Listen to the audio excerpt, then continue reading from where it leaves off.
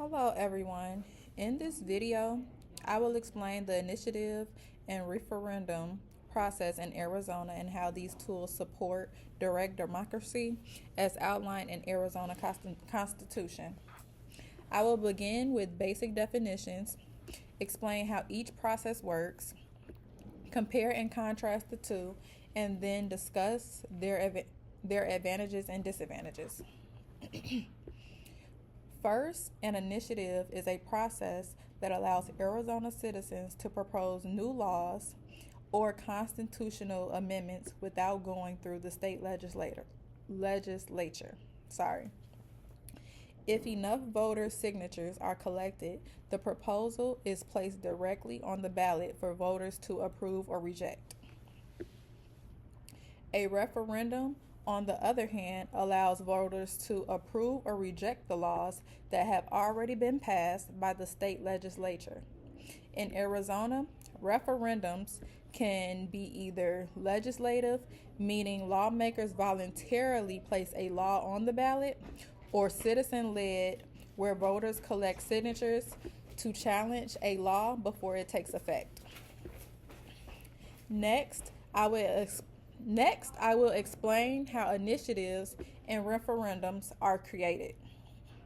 For an initiative, citizens draft a proposed law or constitutional amendment and file it with Arizona Secretary of State. Supporters must then gather a required number of valid signatures from the registered voters. The number of signatures required depends on whether the proposal is statutory initiative or constitutional amendment. Once the signatures are verified, the initiative appears on the next general election ballot. The referendum process is similar, but it begins differently.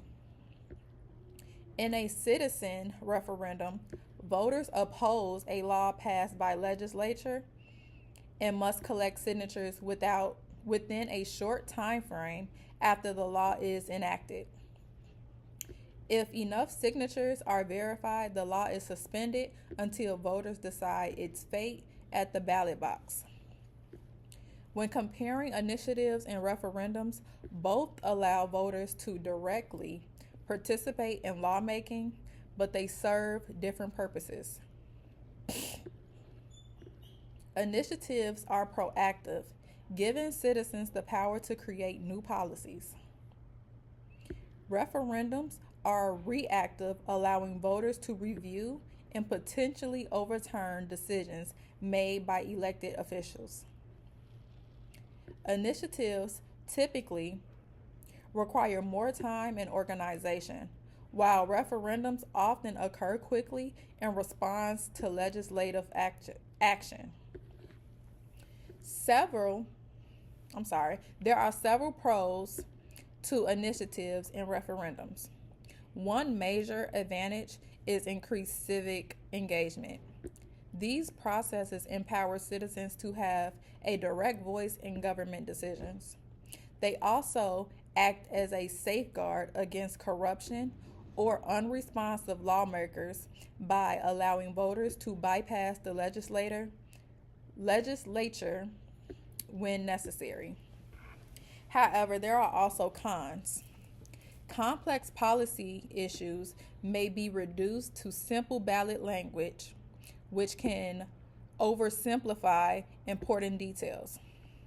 Well-funded interest groups may dominate the process, influencing outcomes through expensive campaigns.